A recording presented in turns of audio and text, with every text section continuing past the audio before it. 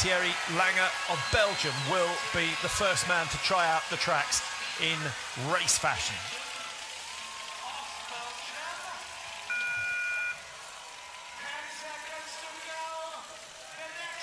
So, big moment for Lange, Mike.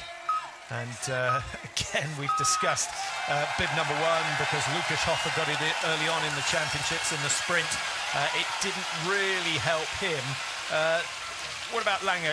You know, he's got all eyes on him until he completes his first lap of 4K. He does. It's a lonely race out there, 4 kilometres, and you have to be careful over the first 1.6. It's practically all climbing. And of course, Thierry Lange shooting 2.221 last year, 88th position.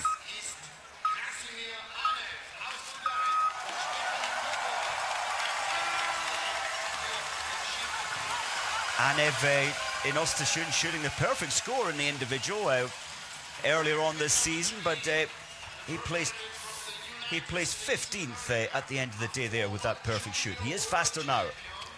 Now, many ex-champions are here. Mickey Grice is amongst them, and luckily he's working with us. So let's have a chat with him, see what he thinks of the course and the tactics.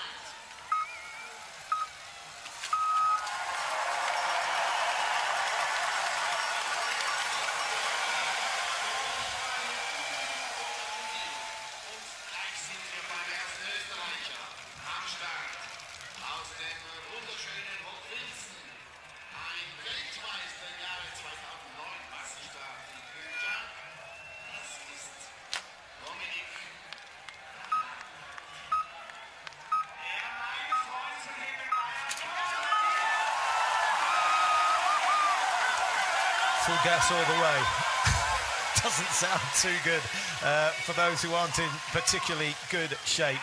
But he's absolutely right, Mike. This is one on the shooting range with a minute's penalty added to your time after every miss. That effectively, with the race taking usually around 50 minutes, that is a 2% penalty for every shot missed. In the mass start, for instance, which is over 15k, a 150-meter loop, it's 1%, so it's double the penalty for missing that we get in the mass start. It's so vital, and we won't see them, I don't think, slow their shooting process down by much, but a small margin does make a big difference. Shemikov coming up next, number 7, Loganov. What a championships he's had. Yeah, Loganov in a position to make a little bit of history for Russians. Only 2 have achieved 3 medals at the championships before. Shudov, of course, did it back in 2008 in Östersund. And Loganov skiing fast, shooting brilliantly. That one miss on shot number 18 in the pursuit sort of stopped him winning his 2nd gold in succession. One shot, now only by a few millimeters missed. It missed by. Margins are small. Sheminov now for Ukraine. Usually misses 2 or 3 in an individual. If he wants to feature in the top 5, he's got to do better than that. So the first prone shoot, key to a good race. Yes, Benelin now for Sweden. I wonder, top 5 possible? The Swedes have been a bit disappointing this year after their fabulous results. Firstly at Pyeongchang in 2018, and then again at their home championships in Östersund. I think so, and you've got to go so far back. In fact, the first ever World Championships in biathlon for a Swedish male athlete to take the title. That was Wiklund way back in 1958, and in fact, they've only had 2 further podiums within all those years. So this isn't traditionally, historically been their best race. Samuelson today might change that, though. Now, Dorothea Vera has been the woman of the championship so far with 2 golds to her name and a bronze, of course, from the mixed relay. Vindish away. He comes from the same town, Rasen, as Vera, and having missed 7 in the individual in the last, in the pursuit, sorry, finishing 51st. He's got to tidy up his performances. Guzik for Poland, a 28-year-old teacher. You don't compete at this level without doing full-time sport, so I imagine his teaching career is on hold. It must be, and he'll be thinking back to, what was it, 1995, when Tomasz Sikora, the only Polish athlete to win this men's individual, the 20-kilometre, he'll be thinking, maybe he'll try and look for some positivity there when Sikora put it together so well.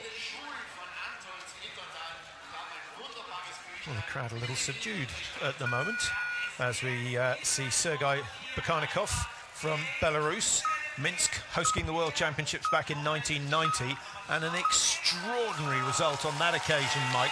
One that many were suspicious of, but famous for the fact that the top three all went clear and they were all from the same nation. It was incredible. A very windy day. They all hit all the targets, and the fourth Russian athlete only missed one target, which it was difficult to get them that day.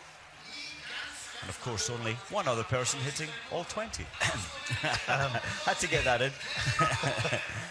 A setup. Here we go. Clement Bauer. Not been a brilliant season for Bauer. 61st in the World Cup standings. He's way, way better than that. You know, he'd had a really good run in the Olympics. Missed 2 on the second shoot, but ended up in 15th position. So a 20 out of 20, and Bauer certainly knows he's capable of top 5. Fabien Claude for France. Showed us what he could do in Pachuca, finishing 3rd in the individual there, shooting 20 out of 20 on that occasion. And a very, very sad story behind that. Lost his father just before those races in Pachuca. And, you know, many said, look, you don't have to race. He said, no, I will race. I want to race. And he was so focused. It was an unbelievable sight. He'd never, ever shot the perfect 20 before in a race. And it's emotional thinking about it. That was, of course, for his father. And the look up there on the start line was probably the same. Well, let's hope he's inspired today. 6:51.5 for Langer going through the first split. We'll see considerably faster than that. He's already done what, in my opinion, Mike, is the toughest part of the course. The first of the meadows they ski through. The climb is the same as the second meadow, but then you have that, it flattens off just enough to think you've made it, and up it goes again. And this little hill, it's nothing first time round when you've only skied, well, 3.1 now to this point. Legs are quite fresh, but the second time, third time, fourth time, and fifth time around, so you have to pace this race. And it'll be interesting to see how Johannes Tingesbo deals with his pacing.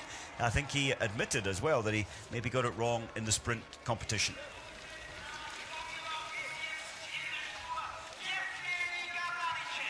Well, we've got a long way to go on the start line. Number 17 is Artem Prima, 32-year-old from Ukraine. And I guess Bedrushny is the best of the hopes for them. As far as the Norwegians go, Johannes Tingesbo certainly has a chance. And Tarjei Bo, another man who has won this title before, actually, so he might fancy his chances. Tarjei Bo, here he is.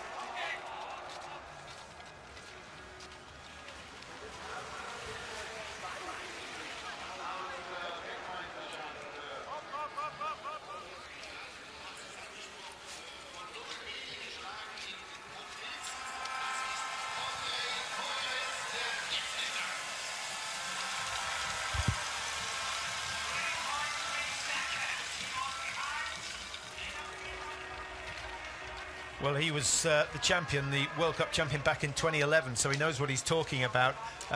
Would you agree, Mike, the tour now tougher than it's ever been? I would absolutely agree with that. Just in the fact that in the older days, in fact, historically, you had one or two, and of course, Björn Dahlen, Raphael Poiré, in their day, they were above everybody else, but pushing each other to the limit. And now you have, some 8 athletes that are within, say, 15, 11 seconds even.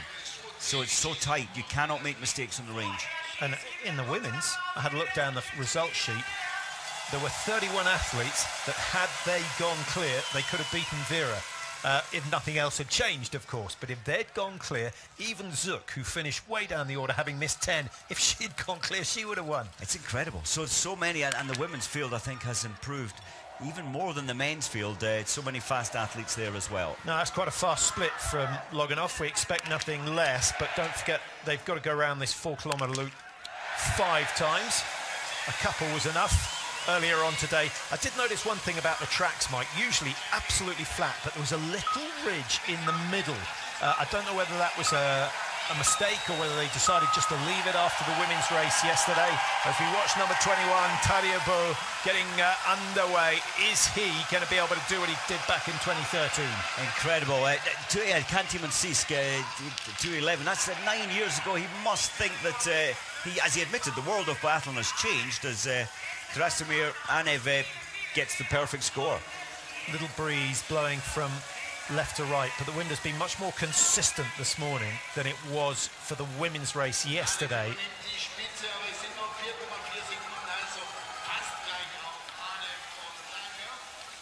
Red bib and the yellow bib for Martin Fourcade. If he finishes top 6 today, he adds to his collection of crystal globes, having won one of the individuals this year and finished second in the other. I cannot remember the last time he finished outside the top 6, outside the World Championships. He had a disaster in Östersund last year. Bad season for him last year, wasn't it? But he's got his magic back, his mojo back. I was just about to say the shooting so far, so good. The first 2 athletes getting the perfect 5 and well, one missed shot there for Weissner. Landertinger just coming in for Austria, big, tall figure, working his way up to the top end of the range. Looks to be well under control at the moment, Mike. And each time you come down the hill into the stadium, I guess your pulse rate is just that little bit higher. It really is. And even though everyone knows to back off from the bridge and then coming down through the field, you get your breathing a little back under control. But you can tend to push this last climb up into the range just too hard. He was lucky there. That was far right. And again, so accurate. Well, it's a fabulous group so far. Can he? Yes, he does. Just holds that inside. But no complaints. That would have gone through a 5-cent piece, I think. And Landertinger keeps his hopes alive. It's been a lean season for the Austrians. Now, here is Loganov, the master of the prone shoot. Patrick, those the fall of Landertinger's shots were low right, and that's because the wind is now from the left. It pushes them low and it pushes them right. I wonder if Loganov is aware of the influence of the flags. A rare miss from Loganov. That one's back in the middle, so I guess that was human error. Nowhere near as tidy as we saw from Landertinger, but that was much quicker than Landertinger, Mike. So Loganov may be just panicking a little. He seemed to be restless there, but Loganov's time into the range was a full 28 seconds faster than Landertinger. So Landertinger taking the first lap very, very easily. Shemanov now for Ukraine. In terms of the Austrians, Simoneda, excited to see what he can do. Firstly, because he's starting right at the back of the field, so he might be the man who can keep the race alive longer than we normally see in an individual. But also, Mike, because having had all sorts of sinus problems this year, he suddenly showed some really good form in the sprint. That was great form, eh? And the pursuit. I think he was only 20 seconds behind Loganov's ski time, and if he gets all targets today, Simoneda, he really has a chance. An absolute chance of podium, maybe even the first position. Nah. Any feeling for Nellin's result here? I don't want to be negative, but you have to look at the historic results at the Olympics. 0, 0, 0, 3. And had he hit all of those 3, he'd have been 4th position. Last year at the World Champs, 0, 1, 0, 2. So he starts well, and in Östersund at home in December, he went 0, 2, 1, 4. So the last time into the range is Nellin's problem. Well, that's something that the coaches and the team psychologists will have dealt with. Most of the teams having a psychologist. They've all got doctors. Had a chat to the Croatian physio. Every athlete gets a massage every day. If not, aren't they lucky? Aren't they spoiled? It's some life. 45 minutes massage, deep massage, painful at times. Vindish, the worst possible start. Well, he's not going to get the headlines with Vera's success. Zingerli taking the scoring there. He's the only Italian to win this title. It was way back in 1993 in Bulgaria, Borovic. Well, here's a man who's won this title on 3 occasions. He did it in 13. He did it in 15. He did it in 16. But in the world since then, he hasn't managed to finish on top of the podium. He would love to win this one. And remember, if he finishes top 6 today, he gets the individual Crystal Globe for this year. That will be one out of the way. And then he can start focusing on the overall. And he's got a decent lead, to be honest. He has. Johannes, it depends how Johannes Stingesboer looks today on the skis, but his teammate Dale is a real talent, 22-year-old, and that's starting the first 10 metres with a mission to win this one. Yeah, we saw that in the sprint, Mike, and he went and missed 2.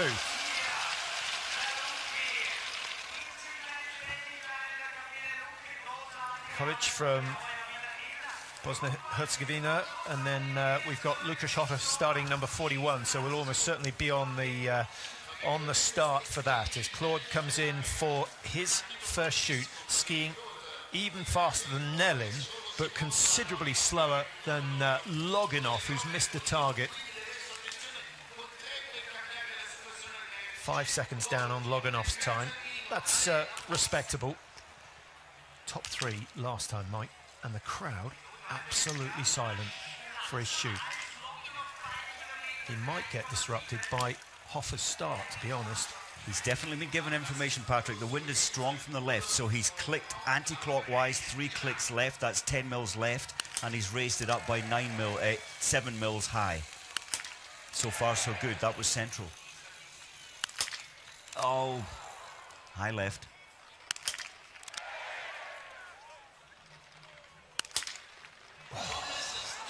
Oh, that's desperately disappointing after his performance in Pachuca. I think so many feeling that he could do something today. And I wonder how Jacquelin, Mike, the winner of the pursuit, feels, because he's the Frenchman that stood aside to put Claude into the race. Interesting, and it's always tough in team situation, but Claude coming third, he's definitely bought his way into this race. On results, Granichev. Can he do better than Loginov? Granichev, 93% hit rate in the prone, so he shouldn't have any problem. The wind at the moment still fluttering left to right. And actually, Mike, they're all going up that top end of the range where the wind is at its strongest. Yes, I would look to shoot on lane 15, 14, 13. They're the first of the prone lanes. Samuelsson just getting underway, and I think we can see more from Samuelsson today. It hasn't been a great season for him.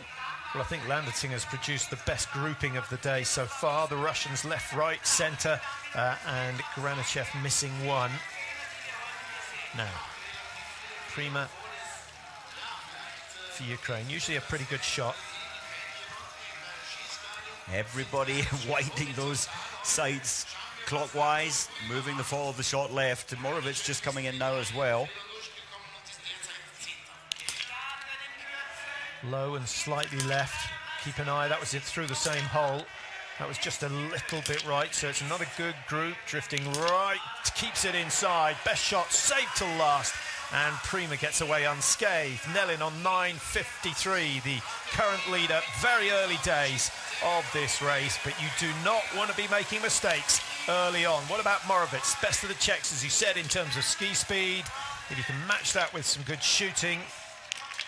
I'm impressed because the flags have just dropped away, so the wind stopped the flags closest to him. The ones 20 metres from the target, still fluttering from the left a little. But Morovitz, he loves the 20-kilometre. Otsinas of Slovakia coming in. He so casually knows that you don't have to panic in this race. He just has a look up at the scoreboard. The news is good. He's 3rd place.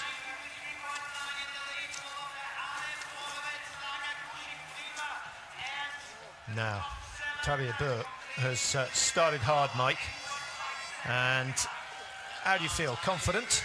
I do. He showed us a strong discipline in the sprint competition, hitting all 10 there. Not quite as comfortable in the pursuit competition. Now, he hit the first 5 in the individual in Pachuca. He did that in Östersund. He did that in the World Championships. He did that in the Olympics. So he's not a man who usually makes a mistake on the first shoot. Well, that was low. He certainly took his time, but they're very low. They're just in that 45 mil target. Nice job. 5 down. You called it right. He'll be happy, and it's so good, I think, for your mindset to get the first 5, and then you can really feel right. My race starts now. And have a look at the time. Nellin leading on 9:53. We're going under 9:50 without a doubt. 9:43 now, the leading time. And it's the older of the Burr brothers who has top spot at the moment. 21 through the first shoot.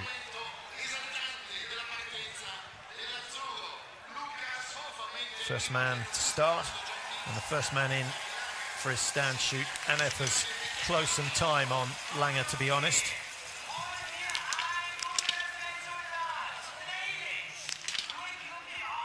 Langer didn't race in Pokljuka.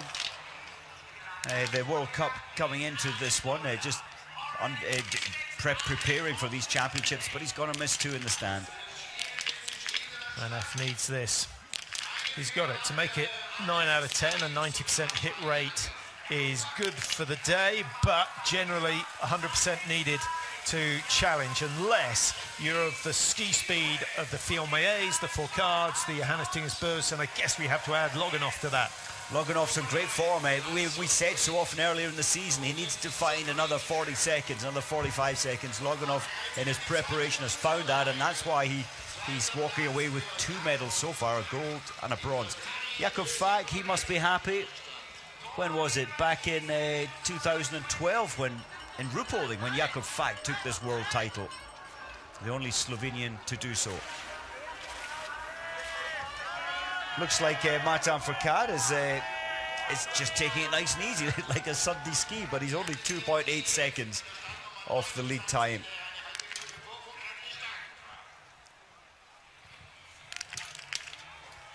Sean Doherty leaving for the United States. We'll try and get you a reading on his shooting score.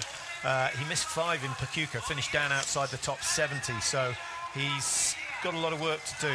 Best we've seen from him this year, a 21st position, so top 20 would be a good result from Doherty. He's clean so far, but has given away 18 seconds. In fact, he missed 2 on that last shoot, my mistake. He was clean coming in, missed 2 on the stand, and is in second position, 118 behind. Leitner, he's impressed so far at these championships. 9th in the sprint, 9th in the pursuit. Might be Austria's best hope. That's yes. A good start.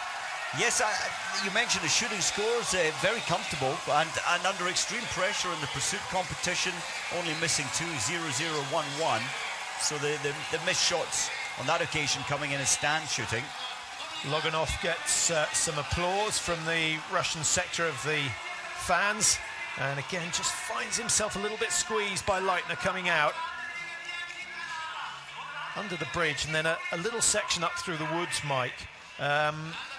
How fresh are you after the, let's say for sake of argument, 30-second stop at the shoot? The pulse comes down, and for the first, 500 metres of the next loop, you feel okay? It is a lovely feeling. It's as if you've just done a 7-8 minute interval, then you're getting a minute where you've backed off a little bit, so you feel fresh again, but slowly but surely, the 4 times in, it feels less and less in terms of recovery time. Iliev starting late, or late-ish. 68th in the last world, in fact 68th in the last World Cup in Östersund.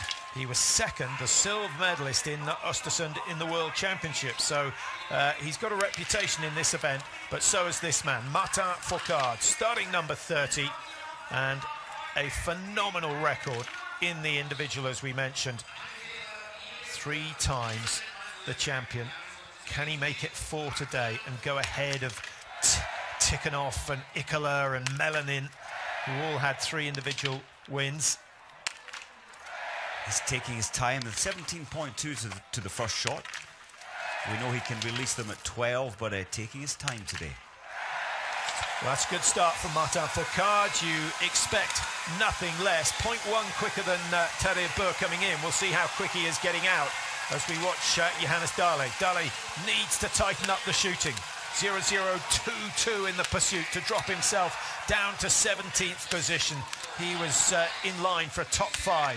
second youngest man in the field, and he's set the fastest time into the range, but he's impatient there. 2 seconds gained, a minute thrown away. Yes, Martin was taking 4.5 seconds between each shots. Dale just 1.92 seconds, and maybe just a little bit too aggressive. Martin Fourcade up into the top 2. Well, Phil Maillet, he needs to put the ghost of those 4 shots missed in the past, and I'm sure he has tried to clear his mind in preparation for this race today. 1 or 2 of the athletes struggling on the first shoot. Well, that's expensive. 3 minutes for Guzik. A huge loss for him. But you could just, you say, and he knows as an athlete that his race is over for a top 10, missing 3 in just 1 visit. Coming in for his second shoot is Clement Bauer, but the cheers for one of the German athletes just exiting the range. Johannes Kern, they got a huge cheer. Yeah, Pfeiffer with start number 45. We've got Dole with 47. The Germans have peppered the middle order. Phil Maillet of France starting 51 as we watch Bauer go through his second shoot, and this is winding the clock back a bit. So often he struggles with the stand. 0-2, he can't afford another miss today if he wants to get into the top 15. I can't see him getting top 3 now with 2 misses. No, that's a real pity for Clement Bauer. Now, what are we going to see from Johannes Tingesbo? For the last 18 months, he's been the best biathlete in the world, without a question. So dangerous because of his ski speed. But the last 2 weeks maybe, his ski speed has been matched by 1, 2, 3 of the French team. And that's got to worry, you would think, Johannes Tingesbo, but I loved his stare down the start line, full of confidence, and you can just feel how much he wants to put it back together again today to win the gold medal. Of course, he won the Olympic title in this race.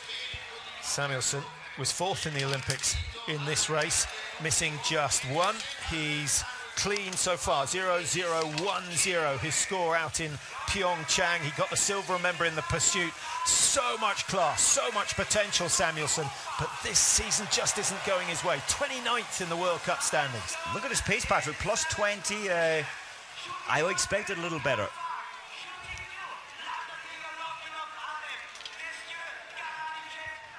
Simon Dessieux, one of the big 4 names in the French team, but yet to take a medal at these championships. Way low left. That wasn't properly sighted. A snatch maybe. Second one's low left, so he's adjusted his sights left for the wind that is no longer there. He's realised his mistake. The flags are hanging straight down. Oh, that's a disastrous start. Reminds me of Phil Maillet in the pursuit where he missed 4. What's going through his head now, Mike? Just awful. He knows that's only 4 kilometres achieved, 16 more kilometres to go, and that puts him way out of the running for a medal, I'm quite sure. That was a steep little climb from Lukas Hofer. He'll be dropping under the road and into the stadium in around 20 seconds time, and hopefully we'll get a decent reception for him. I didn't hear anything when he left the stadium at the start. Strangely, Patrick, 17 athletes having completed the stand shoot. There's only 1 athlete clear. That's Landetinger, 10 out of 10. Well, that will keep the Austrian fans happy, and a lot of Austrian fans coming the short way to the stadium, which is up over the mountain pass at the head of this valley, coming the 7 kilometres down into the stadium on toboggans. What a sight. What they've got to remember is they've got to walk back this evening. I couldn't believe what I was meeting this morning. 25 spectators coming over, the flags flying, marching over the top of the pass, and they were in high spirits. Yeah, a bit like the sound of music. And hopefully they'll see one of their men producing a good result today. Talibo leading after the first shoot. And he's there 41 seconds, but of course that's on Landetinger, but he's ski time 26 seconds ahead of Nellin. That's a bad miss from Perrier. He missed one in the second shoot in the World Championships as well last year. and then went to clear the remaining 10, so he's certainly not out of it. He finished in bronze medal position on that occasion, so he will not be giving up at this stage. Lukas Hofer missing the first shot so often at these championships. The first shot has gone wide. Johannes Tingersbo's been doing it. Hofer's been doing it. So sad. His ski speed's absolutely there, Patrick. He's only 2.9 seconds behind the fastest time into the range. And I think with Hofer missing that one shot, it certainly reduces his chances for a podium. He needs to get the next 15 if he still wants to keep that chance.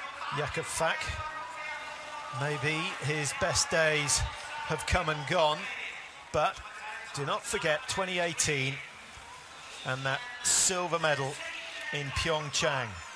It was a 20 out of 20 performance on that occasion. Looks relatively composed. Have a look at the lungs, just see how hard the breathing is. No sign, to be honest.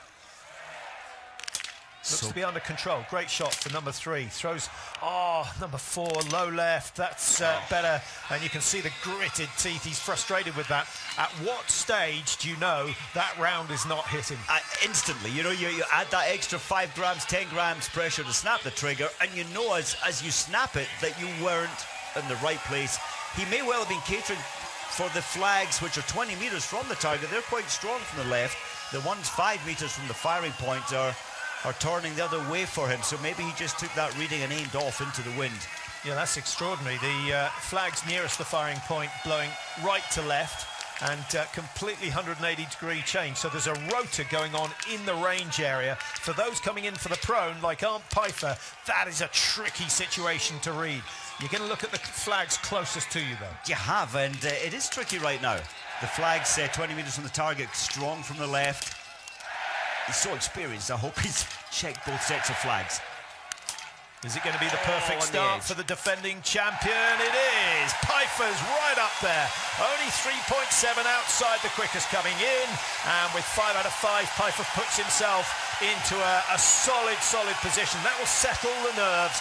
He is the master of the major championships, Mike. He's a sort of icy cool character, isn't he? And he performs really well at these heights, finishing 3rd last year in the Olympic year, 3rd in the 10-kilometer sprint. Now, has Loganov read the wind this time? An early mistake. He will certainly have received the information on where the shot missed the first time.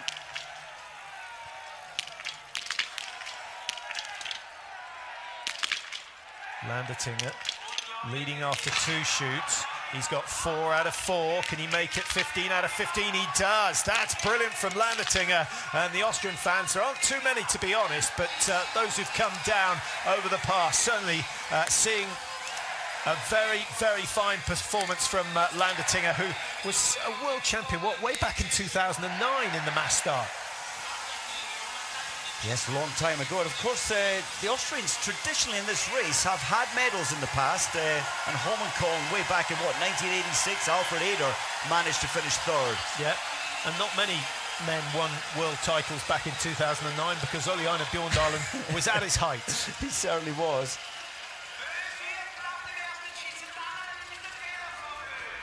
The inimitable style of Dull just exiting as the master enters for shoot number 2. Martin Fourcade, he's still looking very calm. 5 seconds, although it says minus 46 there, ski time is 5 seconds faster than Tarjei Bo, who was the fastest into this second shoot. Britain's only competitor just settling on the mat for his first shoot. Vinny Fontaine. Now, Fourcade takes his time.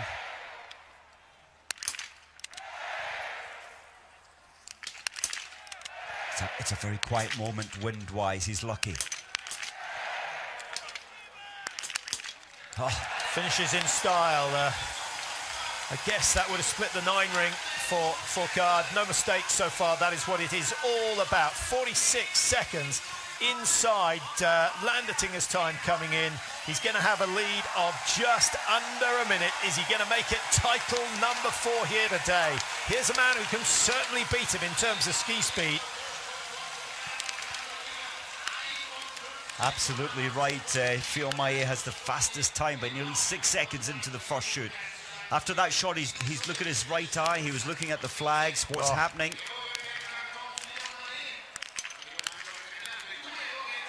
Third and seventh in the two individuals this year for Fillon Maillet with an early miss. He missed two in the individual in Östersund, but in three, in fact.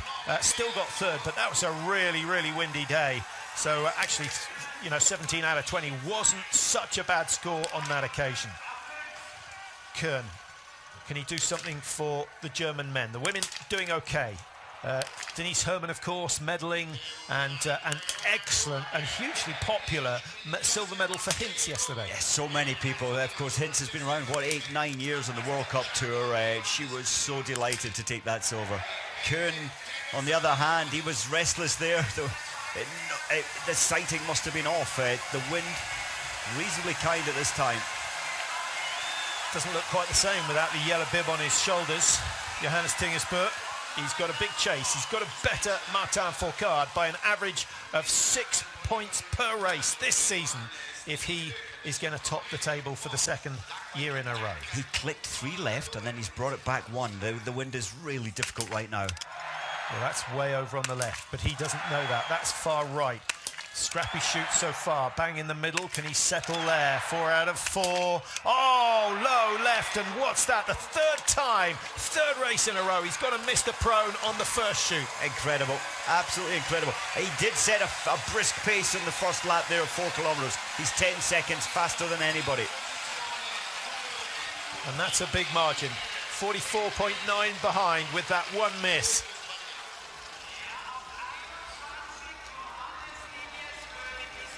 Advantage France at the moment. Samuelsson coming in for Sweden.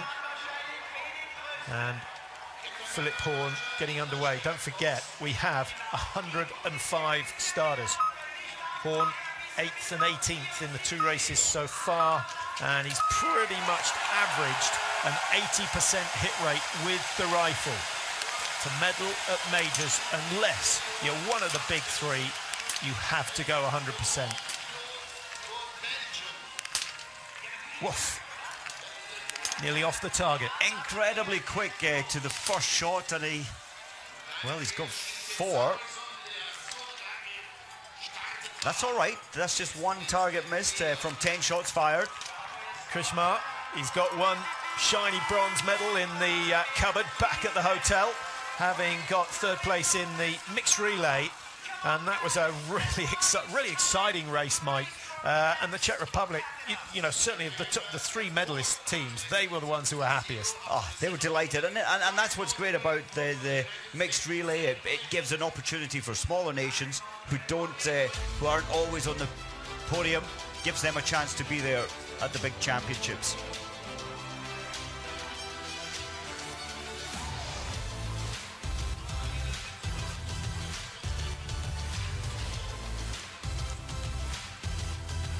Beau setting a good standard here. Leading after the 3rd shoot, we have Dominic Landertinger on 30.33. We've only got 15 athletes or so through that stage of the race. Tadeusz starting number 21. So it'll be around 3 minutes before he comes in. Takizaki now for Japan. I was watching the Japanese women skiing this morning, Mike. Unbelievably well balanced. I was really impressed with the fluency, the efficiency of their style. Oh, and the team, the Japanese team, that's a real pity for Takizaki. Of course, his wife racing yesterday. It's a real pity he's missed 1 there. And great to see them on the screen again. So this wind is really troubling all the biathletes. A stable wind you can deal with, a changeable wind, you've got to just be that, you've got to read it. You've got to see what those 5-gram wind flags are doing, how the wind is affecting them. At 32, Prima has been around long enough to be able to read the conditions. Oh, suddenly doesn't look so good. 12 out of 15, no comeback from there. Morovitz, 1 mistake in the stand, needs to clean up from now on in if he's got any chance of adding to the Czechs' medal tally. So experienced. That's good. Twice he went into lane 10. That's the lane in which the Czech Republic zeroed, and that's what you want to do. Only 1 man clear after 3 shoots. We've only got 3 clear after 2. Claude, Nordgren, Dobrovsky. Actually, my mistake, there are a couple hiding up the top. Fourcade and Landertinger, of course. So 5 clear at the halfway stage so far.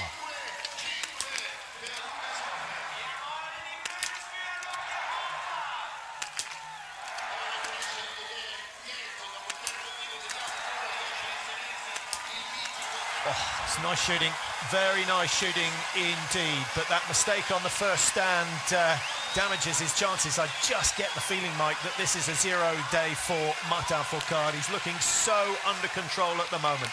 Christiansen, he's one of those Norwegians that Johannes Tingis was talking about earlier on, saying there are so many who can ski fast enough to win. He's desperate to get his breathing under control. Great discipline there. Twice the brain said, squeeze the trigger now. Twice he said, no, I need more air. Well, I'm not surprised he was struggling because he's come in so fast, a little bit quicker than Taliabour. He's lost some time on the range, partly due to that last shot. 6.9, he's still in it. I think of all the athletes this season, Patrick, in terms of ski speed, Christiansen, for me, and statistically has picked up the biggest margin, the biggest gain in terms of track time.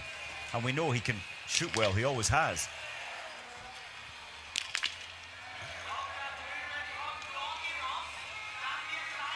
Jakob Falk, that discipline to just calm down, don't worry about the clock ticking away, because it's 1 minute per miss. Perfect. He's had 2 clear shoots this season, but not today. Arndt Pfeiffer, is he the man who is going to challenge Martin Fourcade? Giving away a little bit of time on the tracks, but Fourcade won't be quick in the range. Well, there's the answer. What is happening? The wind is so kind for him right there. Maybe he expected it to be more windy. Mark Kirchner, he's won this title once in his career. And he knows, as well as everyone else in the crowd, that Pfeiffer is not going to win it again. He will not defend the title he won in Östersund. I think it's fair enough to say that, Mike. 2 minutes added to his time. We've got some big names up there with only 1 miss after 3 shoots. And, of course, Landertinger, who will be coming in for his final shoot very soon. And here's Loganov already for his final shoot, 16 kilometers complete. Landertinger is now taking his place on the range. He's gone for lane 23 as we watch Loganov. Landertinger starting 5, but he hasn't missed so far. Loganov throws it away on his last shoot, just like he did in the pursuit. No more medals for him today. Landertinger, can he keep the perfect score? This could be Austria's first chance.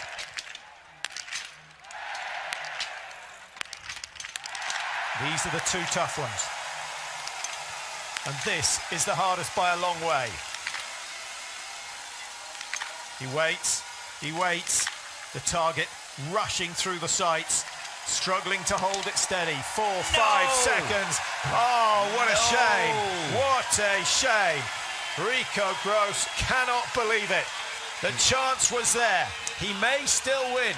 19 out of 20 could well end up being the best score. We don't know, but he knows that the pressure he would have put on Martin Fourcade would have been immense had all 5 gone down. I can't believe it, and Landertinger can't believe it. He hit all 20 at the Olympics. He knows how to do it. Nerves got to him. Now, as Fourcade comes in for his 3rd shoot, the wind nearest the firing point is quite strong, right to left. And again, further down, 30 metres down the range area, it's a left to right wind. Difficult conditions for Fourcade. If anyone can read it, he can. Keep an eye on how much time he spends looking at the flags. Not a long time. Not a long time, and now he's hidden in behind those eye covers to make sure it's so dark in there you can only see that 1 millimeter sight. That's all the daylight you're getting.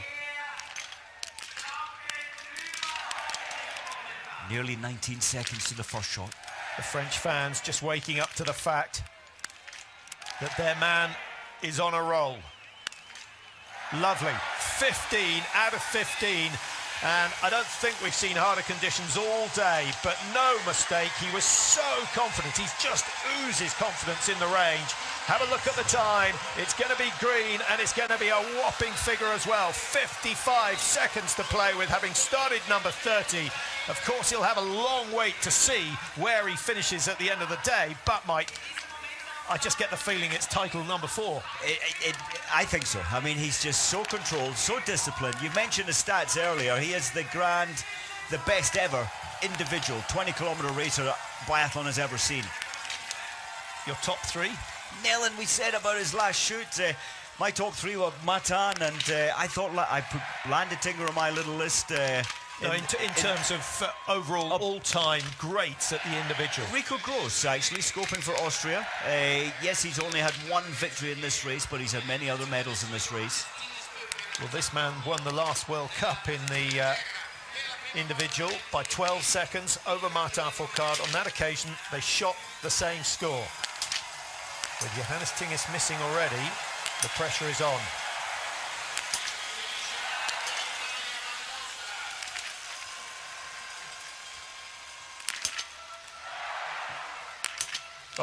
He's back. He's back. 3 would have hit the prone target. That's maybe he should do the prone targets in the stand position. Maybe that's the way biathlon should go. 45 mil target instead of 115 mil target. Johannes Tingis broken into lane 30, the safest lane in terms of stand shooting because of the big wall to the left blocking the wind. Will they ever change the size of the target? I would love it. If it gets too good and they get too good on calm days, what would you take it down to? A 4 centimetre prone and a 10 centimetre stand? That's exactly what I was going to say. So you'd lose 5 mils on this, the prone. The shooting is becoming so good, but on tricky days like this, wind day, it's a test.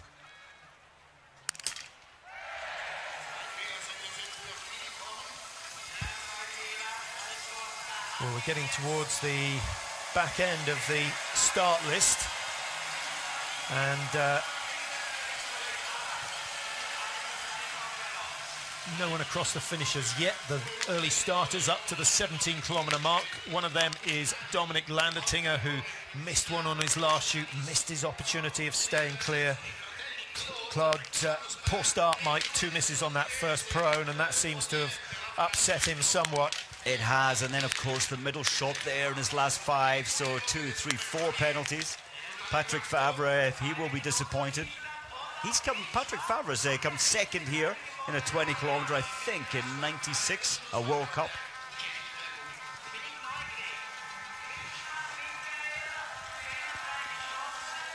Now, Seb Samuelsson. So, his time in Samuelsson, it's good. He's missed 1, so he's 2 minutes and 5 seconds behind. His ski form not great.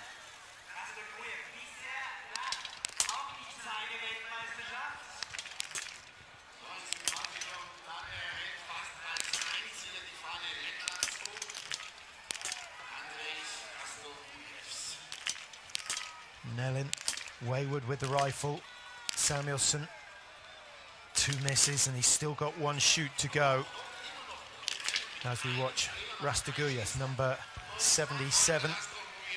And we're into the high 90s in terms of the starters at the moment. Miha Dovzhan of Slovenia just getting underway, and delighted to welcome Tomas Šustasić. Is that right? Yes. Who, of course, is head of the organising committee for Pachuca 2021. And those, of course, the next World Championships coming up. And we're all looking forward to that as we have a look at Martin Fourcade.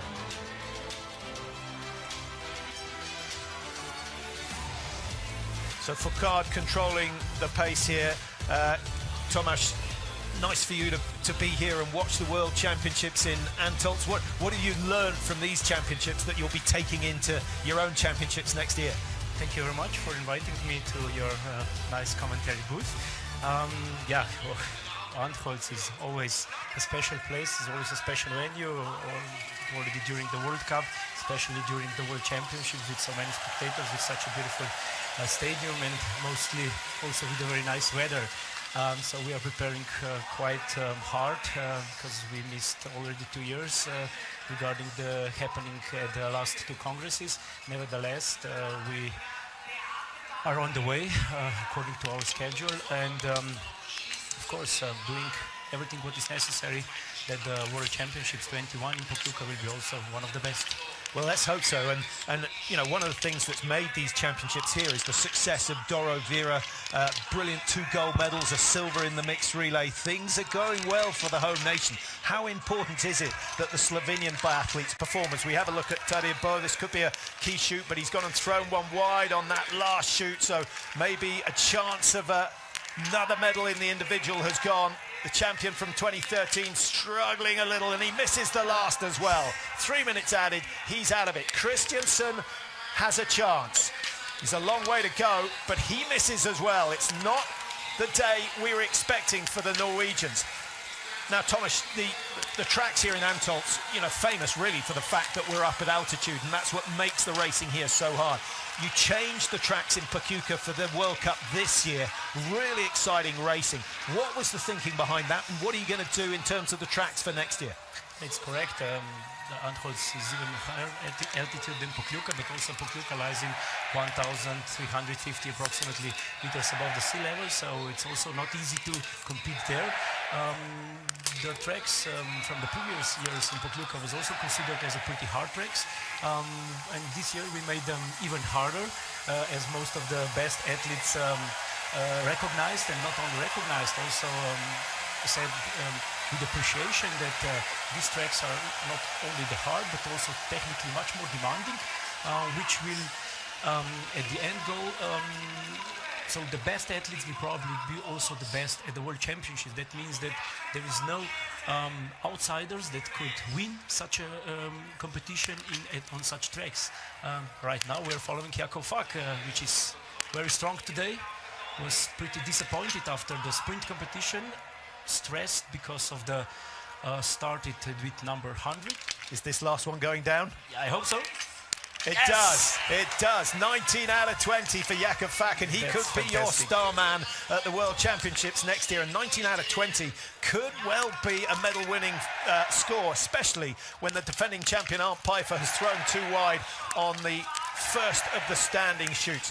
Now, you know, Antolz is absolutely stunning in terms of the scenery. Pokljuka in a national park, the Triglav National Park, has exactly the same to offer. What will the fans do who come to watch the racing? What else will they have to do throughout the championships? I would say that Pokljuka, of course, has with a magnificent nature biathlon stadium, which lies in the middle of the Triglav National Park, which is also a great privilege for the athletes to compete at such a surrounding, at such natural scenery. Let's just call Landertinger in. He's given that absolutely everything. Another man with 19, but he's going to be thinking tonight as he lies in his bed. If he goes to bed, he'll be thinking of that shot missed on the last shoot. That could be so crucial, but he sets the score and the time for everyone to chase, including Martin Fourcade, of 51 minutes 05. Right. So if may I just continue, the competing in the Triglav National Park, which is a bit pristine nature around, is also a great privilege for the athletes, as many of them already said to us as an organizer. But on the other side, the whole city will be bled with its beautiful lake. It's a tourist pearl in the Alps. Also on the other side with the Bochin Lake, Bochin community, and the Goria community. There are 3 communities that are strongly supporting these World Championships, and most of the athletes will be accommodated also there. So now let's follow the Martin Fourcade. This could be the gold medal winning performance. A massive lead of 2:13 coming in over Jakub Fak. 5 out of 5, and you'd think that the master has sealed it again. He's on his way, takes plenty of time over that first shot. The wind pretty steady, still blowing left to right. Comfortably inside, 2 more to go. There's one. He seldom misses the last. Oh, but he does this time. He does this time, but the ski speed is still good. But he opens the door just a little bit for the rest of the athletes out there who've started after number 30. And of course, Johannes Tingesbø will probably hear within the next 30 seconds that Fourcade has missed, and he still has a chance of the win. Have a look at the time, 1:08 inside Fack. Fack is on his way to the finish, having hit 19. But Martin Fourcade missing the last shot. What is going on? Even he is human, and he suffers from the pressure. 40.29. He's got 4 kilometers to go to get inside that time of Landertinger of 51.05. He's got some skiing to do. How about that? How are you going to engineer this sort of tension in Pachuca, Thomas? That's what we call biathlon. That's why it's so thrilling till the very last meter. Pachuca, of course, with so demanding tracks, it will be also a beautiful place to compete. So, from Martin Fourcade, his biggest rival on the tour for the last 3 years, Johannes Tingesbø, the winner of the overall World Cup last year, the winner of the last individual race which took place in Pachuca. Fourcade and Bø shot the same score, just 12 seconds separating them. The opportunity is now there, but he missed his first shot in the prone last time round. This time it goes down. I think the Norwegian fans will be more nervous about this prone shoot than the stand. It's looking good so far. Can he keep control? Just inside. High right, split round, but more than 50% hitting the target. He gets away with that one, and he has just 5 targets to hit now. Astonishing stuff. Great racing here. And Thomas, thanks so much for coming in. We're really looking forward to Pachuca next year. 9th to the 21st of Feb, if my memory serves me right. Yes, correct. Maybe just to add to my previous discussion, the spectators will be able to enjoy not only Pachuca with its biathlon stadium and with thrilling biathlon competitions, but we are preparing also a side program at the Blade Lake, just at the promenade. So every evening they could join us there, and I hope and I know that they will enjoy it. Not only enjoy, they will be able to experience the Slovenian hospitality, culinary, culture, entrepreneurship, and all this what Slovenia has to offer. Well, I think it's going to be a fantastic occasion. Really looking forward to it. It was a great World Cup this year, and I hope the fans turn up in their droves to enjoy what you call the Slovenian hospitality. And I hope we have racing like we've had so far this week. We'll catch up with you later in the week. Thank you very much. Now, Křižma for the Czech Republic. Late starter, number 75. And it may be an advantage to get underway a little later. A little bit of sunshine coming out might. It may make the tracks faster, but it will make them more glazed, so you don't get the rest you get on the tracks where the skis track well. Well, so a number of factors, and then you mentioned the sun. It's brighter on the target, so during the zero it was a little dull, rather dull. Brighter now, not full sunshine yet. What a performance there from Johannes Tingesbø. Well, third time in. Yeah, fantastic. But he's still got 5 to go. What about Fourcade? What was going on in his mind? Was he really under pressure? Is he now under pressure from all the French team and the Norwegians? It is incredible. I think it must be his mindset, because I watched his stance there in lane 27. It was rock solid. He was anchored so firmly on that mat. And like you, he very rarely misses that last shot. I thought the same thing. And he missed it by a centimetre. Nerves, a twitch, a flinch, threw it high left. Samuelsson on his last shoot. 5 out of 5, and he's produced a respectable performance. He'll regret those 2 misses. Leif Nordgren just settling for USA in the stand position. His final shoot. Yeah, good shooting, Samuelsson. Does better than Nellin, who made a hash again of his final shoot. Nordgren, is he going to be the first man to clear all 20? That's the sort of news the Americans need, Mike. Not being a good championships in terms of the men's performances. It's worth the wait. Give it 5, give it 10 seconds. Make sure this target falls. Leif, his legs are so tired, 16 kilometres, he's had to kneel down, take the tension out of his legs. Not comfortable. What would you do at this stage? You just have to... He's got brilliant. it. He's got it. It did take 15 seconds, but he saved himself 45 on the hole, and I think he'll be happy with how he played that one. Jakob Fak on the drive for the line. He's very close to Landertinger, only 3 seconds outside. Quite a few Slovenian fans here. And Thomas, our guest in the commentary box, enjoying the fact that Fak was going so well. Would be great to see another nation. The Czechs have been there. Are the Slovenians going to get their first medal? We watched Tadej Bo. It all went wrong on the last shoot for him. He was in a strong position, skied well early on. He's exhausted now. Second at the moment for Bo. It won't last long.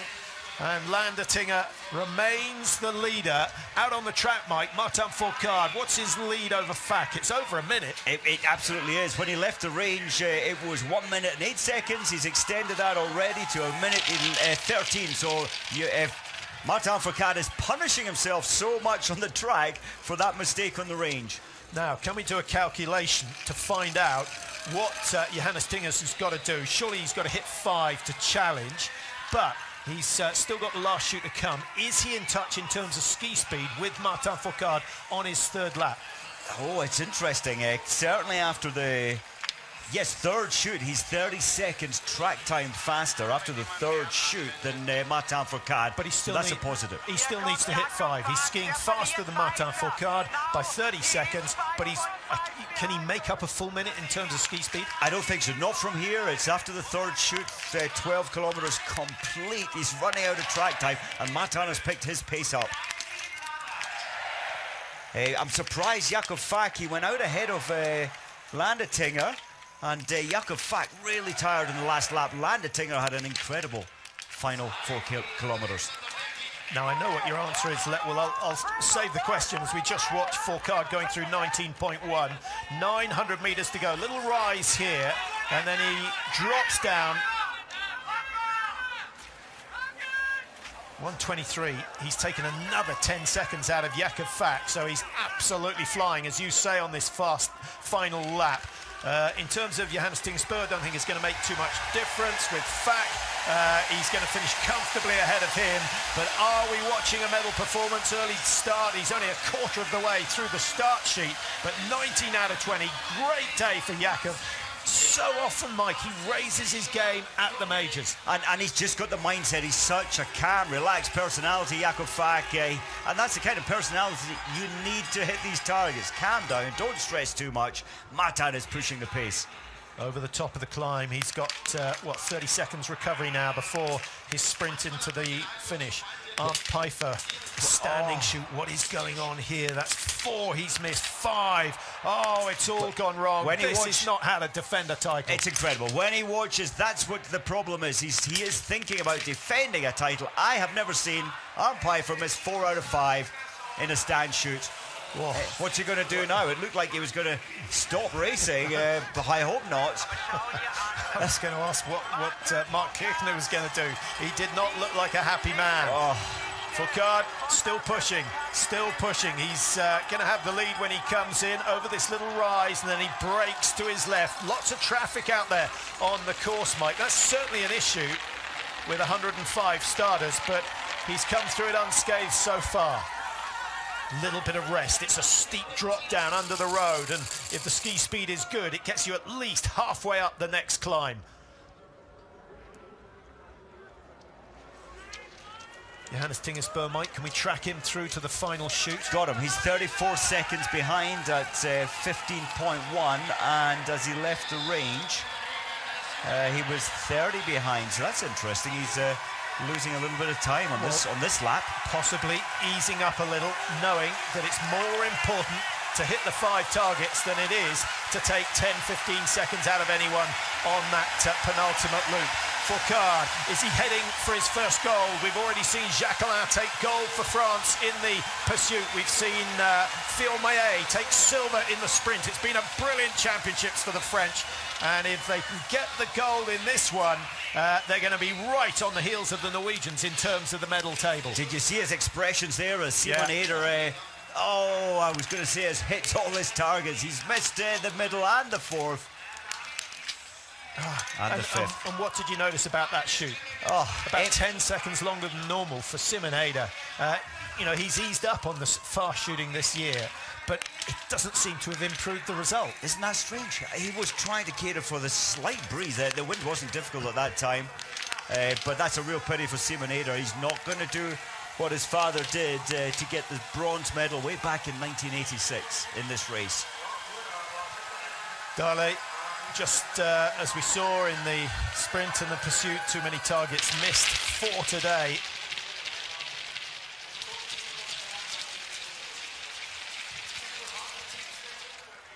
Did you see Martin's expressions, slapping the pole on the ground, and that was all because of the silly mistake. He knows how to hit targets, and he knows that that was a nervous flinch that threw it high left. Oh, here comes Johannes Tingis, and he is in cruise mode. Look at this, just tucking in behind the other athletes, looking for any assistance he can get as he comes in to the final shoot. This is a question of mind rather than ability, Mike. You know, we've seen him hit. We saw him training on the first day. Time and time again, the 5 targets went down. He's gone for lane number 30. Now, that's interesting. He's looking for a little bit of protection from that left to right wind. He will know that to win this race, I'm sure he will have been told on the track, he needs 5 to win. Hornish knew it, and she couldn't do it. She missed the last 2. That was a great shot. That was lucky. That was wide, and the title has gone. The title has gone. He will not make that time up on the last lap. Martin Fourcade flew around his last 4 kilometres. I think we could be looking at another Fourcade gold medal. I hope Martin is watching the big screen now. He was being consoled by his manager, but if he realises now that he's going to most likely win this, not even the great Johannes Tingis can pull back just, 40 seconds, 38 seconds. No, that is not going to happen. But if he gets, what does he need to do to get himself into the top 3? We got Fourcade on 49.43, Landertinger 122 behind, Fak 130 behind. It looks to me as though Fak is going to be pushed off the podium, and Johannes Tingis is going to slot into 2nd position. More points lost, a gold medal lost, more points lost in the World Cup. Oh, incredible. What a race. I'm just wondering, as the conditions, in terms of the flags, the wind influence on the bullet and the rifle is less now. Are there any other, just checking back to the first shoot, any other names from the back of the field who can challenge? Well, Fourcade still berating himself for that miss on the final shoot. He just can't believe it. And a lot of these guys will tell you, Mike, it's not about winning. It's about putting in the perfect performance. I'm not sure I believe them in a situation like this. Look at the disappointment. I can't believe it. He will know that he's likely to win the race now, but still beating himself up for missing the very last shot. But before we give him the medal, we need to have a look at some of those starting later on. If we go to shoot number 3, no one starting after number 54, which of course was Johannes Tingis, has got anywhere near Bernot of Canada down in 22nd position. He started 22. So at the moment, Fourcade is safe. But if we go all the way back to the first shoot, Mike, can we find anyone who's started late and got themselves into a good position? We've got Bartko, bib number 82, 23 seconds off the pace. Hidin Sola, the Finnish athlete, 34 seconds, unlikely. They're not going to challenge. Rastoguyev, whose trump card used to be his ski speed. That has deserted him over the last, season and a half? And now he has to rely on the shooting. Much improved in the standing position recently.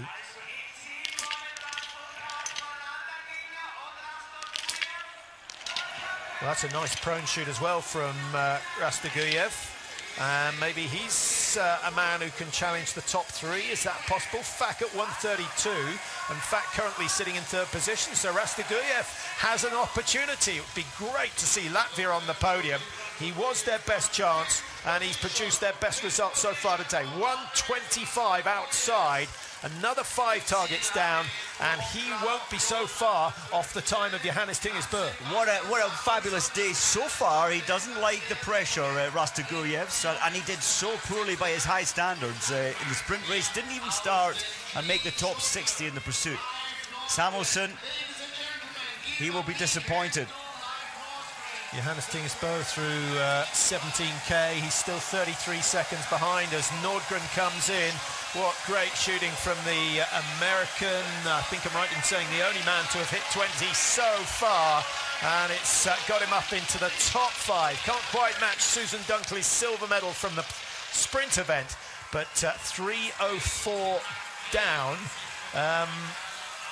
Now he's got to improve the skiing by 3 minutes. That's a tall order. That's a tough task, but to put the shooting together to such a high level, and he took a long time. Remember, he's lost 20 seconds on that last shot practically, with his legs cramping up and just making sure he can get it.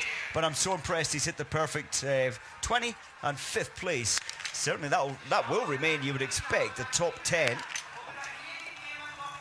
Nordgren's best ever result, a 16th. And he's done that twice. He actually got a 16th in the World Championships in Östersund in this event. So it's turning out to be his favourite discipline. Here comes Hofer, 4 misses. No repeat of the Vera sensation from yesterday. And not so many Italian fans. The crowd have been quiet today, Mike. And we've got that issue where all the big guns going early, certainly 54 and earlier. The race effectively, many would feel, is over, but Fack has kept it alive because he's definitely racing for medals.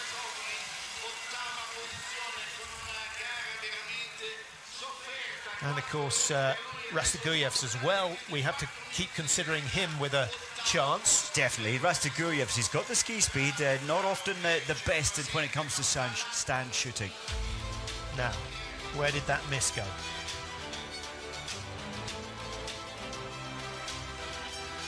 The last shot was the one that went wide.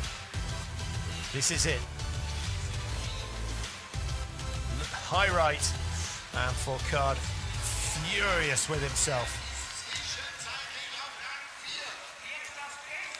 Now, quite a stiff breeze blowing left to right. I think this is about as strong as it's been all day. And Tersan just adjusting his sights accordingly.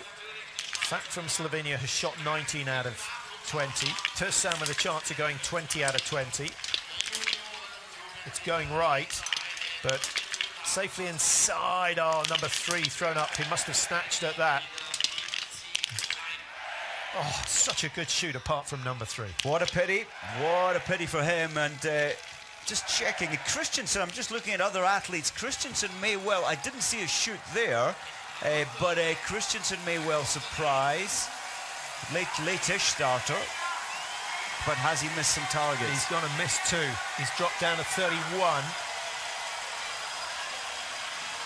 And I think that's put him out of the running.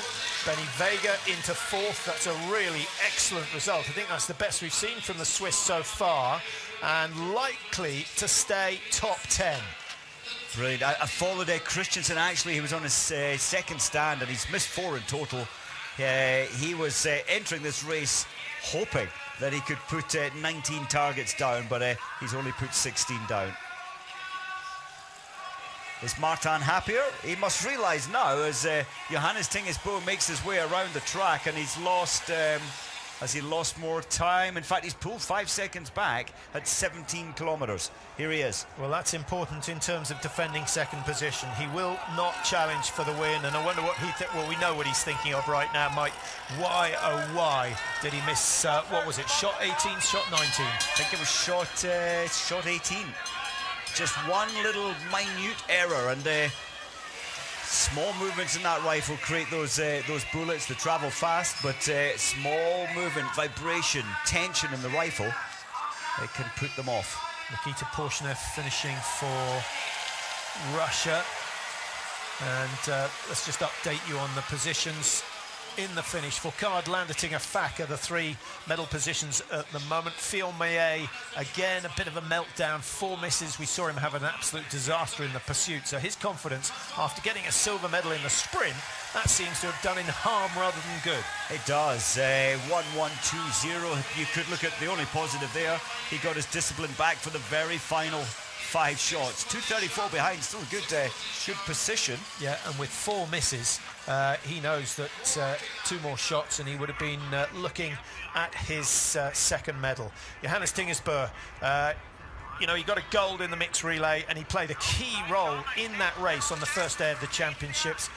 Missed out in the sprint, got himself up to bronze medal, silver medal in the pursuit, and looks as though he's going to get another silver today. Not a bad outing. So gold, as you said, in the mixed relay, off the podium and then back on the podium, on again today. That's 2 silvers. He wanted the currency of gold, but he can't be disappointed missing 2 to, at the moment, expected to finish in second place and likely to stay that way. Johannes Kern putting in a strong finish. Johannes Tingis again doesn't have too much to give at 54.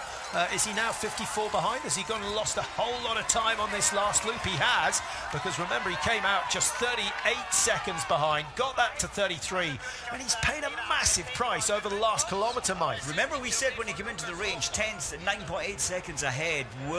It's not much, that's only 10 seconds, but there's a lot of fatigue there now. We've never seen Johannes struggle so much on the last lap. He's comfortably ahead of Landertinger, but this loss of speed on the last lap may well hand Rastaguyevs a shot at the silver medal. Rastaguyevs will not beat Fourcade, but he might have a shot at the silver medal.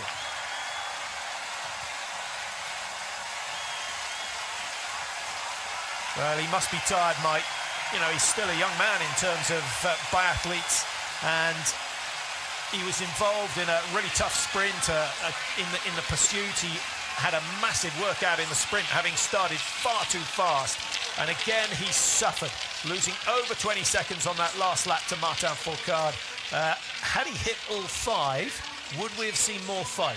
We would have, but had he hit all 5, he'd have been 3 seconds ahead of Martin Fourcade, and then of course, had he hit all 5, he would have dug a little deeper, found from somewhere a little bit more energy. Isn't that incredible? He's very disappointed. He's done the maths already. But still the fastest man on the tracks, and that might give him some confidence, apart from Quentin Fillon-Maillet, who's only 2.5 minutes behind, having missed 4 minutes added to his time. So he's taken, what is it, 30 seconds off Fourcade on his way around the tracks today.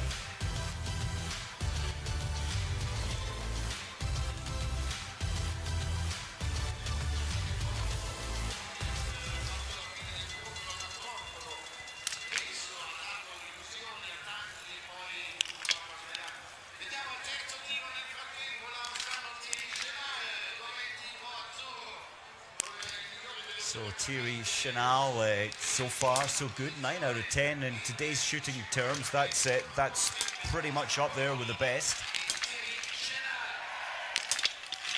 Low at 6 o'clock and low at 4 o'clock. And at 3 o'clock. So he started well there, but then it all went wrong. 3 minutes penalty in a 20-second period of time. It really is a punishing game.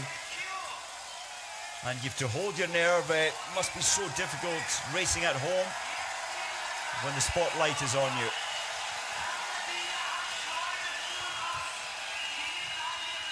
So Rastaguyevs should be in very soon for his final visit to the range.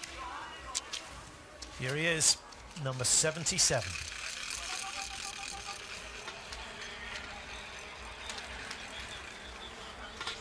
Well, what a moment for Andrei Rastaguyevs and the whole of the Latvian setup here in Antolz.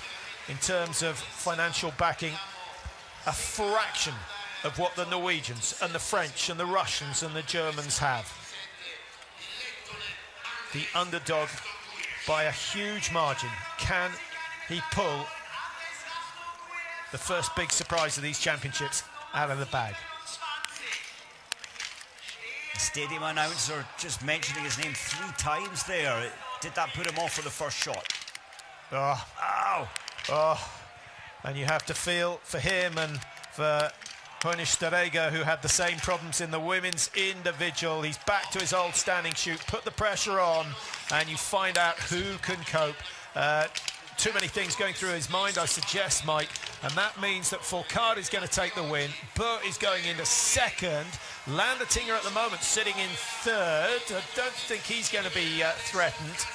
Well, Pep Femling, that's good. 2:20 now. He's a little Even if he gets the last 5, is that going to threaten Langetinga? No. I can't believe that the speed that Langetinga attacked his final 4 kilometers. So he really was holding back on lap 1, lap 2, lap 3, lap 4, and then as soon as he hit, fired his last 5 shots, he really opened up his pace. Norwegians, well, they look happy, and so they should be second place. That's good. And older brother Tarjei Bo, so Johannes Tingesbo in second place, Tarjei Bo in 6th place, missing 3 targets. In fact, 3 Norwegians in top 10. Dale in 9th position. He missed 4, so another fabulous day on his skis. Paul Schumer coming in for his prone shoot, and you can see how much the rise is, the athletes coming up that final hill, and I like the way that Paul Schumer is just backing off the pace. Yes, he's compared to maybe the fastest who coming in to shoot, he's losing 2 seconds, maybe 3, but it's worth it to try and get some breathing back.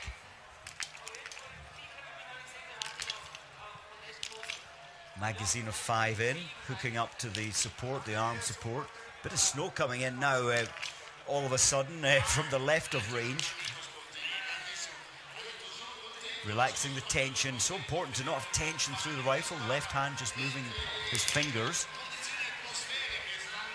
And there's the snow. It's just come on in an instant.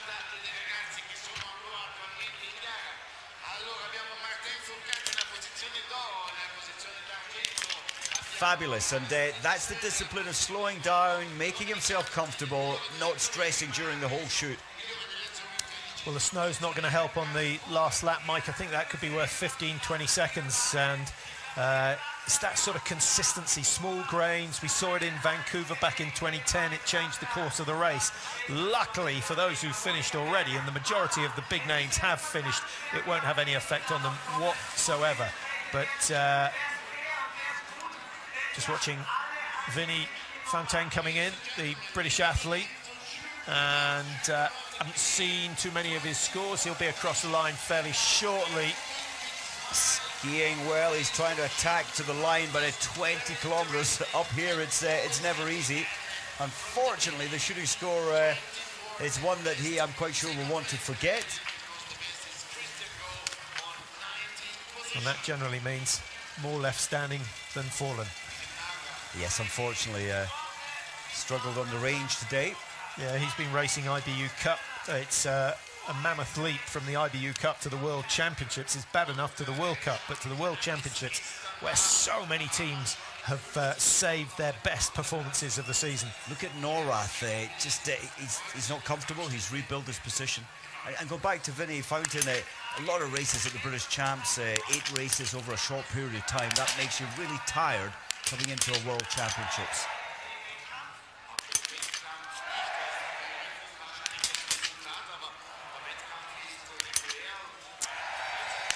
So another miss. Not the perfect day. Germany's best position at the moment. Benedikt Doll in 12th across the finish line. Kern down in 22nd. Pfeiffer Mike, has he finished yet?